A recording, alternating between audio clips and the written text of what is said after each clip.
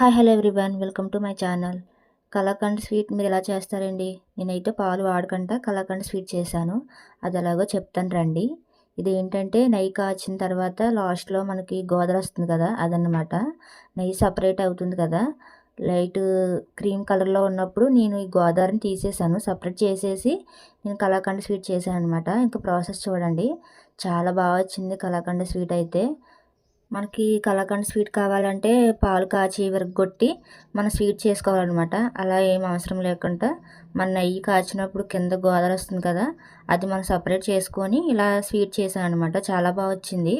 ఎన్నాళ్ళు ఇది గోదావరి వేస్ట్గా పాడేసేదాన్ని, ఈసారి ఇలా ట్రై చేశాను, చాలా బాగా వచ్చిందండి. మా పిల్లలు అయితే చాలా ఇష్టంగా తిన్నారు.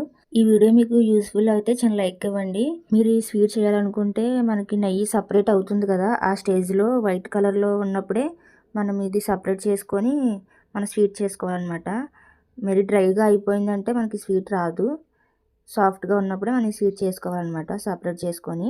అంతే అండి, నిజం చెప్తున్నాను, చాలా బాగా వచ్చింది స్వీట్ అయితే, చాలా బాగుంది. ట్రై చేయండి, మీకు నచ్చుతుంది. ఓకేనా friends, thank you for watching.